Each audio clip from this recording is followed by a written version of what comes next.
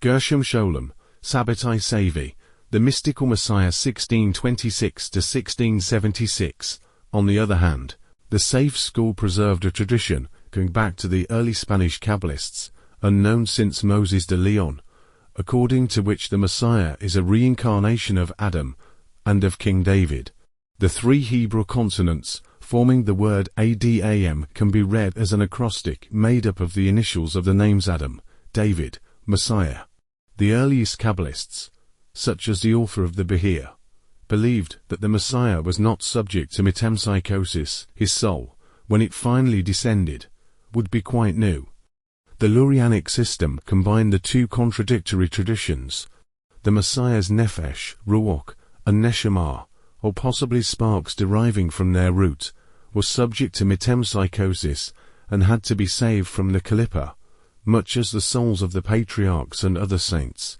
Yet the highest part of the Messiah's soul, the 𝗖𝗆𝗱𝗲, by virtue of which he acquires his full messianic nature, is conferred on him only at the consummation of the general tikkun. Then it will descend on him from the supernal splendor, that is, the realm of the souls that never participated in Adam's fall, but departed from him before he sinned and ascended to their supernal source in the sphere of 𝗖𝗆𝗱𝗲. In Lurianic Kabbalah, the Kalippa literally means shell or husk. It refers to the layers of impurity that cover or conceal divine light.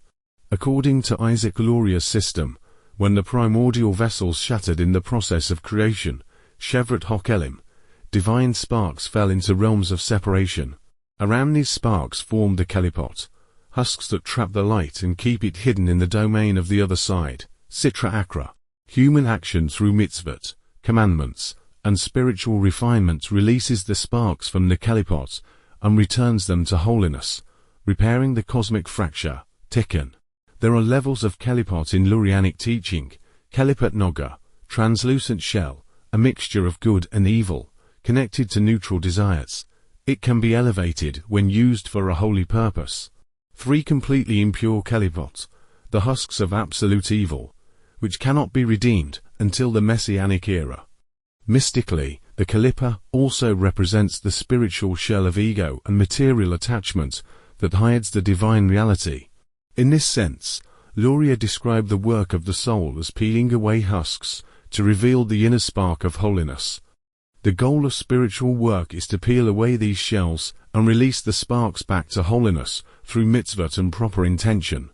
They are not holy themselves, but are the barriers that must be overcome and purified. The Sabbateans reinterpreted this dramatically. They believed that to liberate the deepest sparks, one sometimes had to descend into the realm of the kalipot itself. When Sabbatai Zevi converted to Islam, his followers explained it using Lurianic language. He was entering the husks to extract the sparks buried there. The Kalippa thus became not just a barrier to avoid, but a place the Messiah must actively penetrate. For some Sabbateans, this justified antinomian actions, arguing that breaking certain boundaries or engaging with impure acts could release sparks hidden in the husks. Frankism took this further. Jacob Frank taught that the kalipot were not only barriers, but necessary gateways to redemption.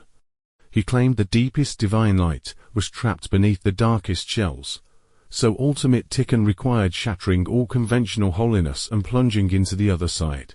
Frankists sometimes saw sin itself as a tool. By entering the most impure husks through deliberate transgression, they believed they could reach the innermost sparks and bring about redemption. In this theology, the Kalippa was paradoxically both the enemy and the vessel of salvation.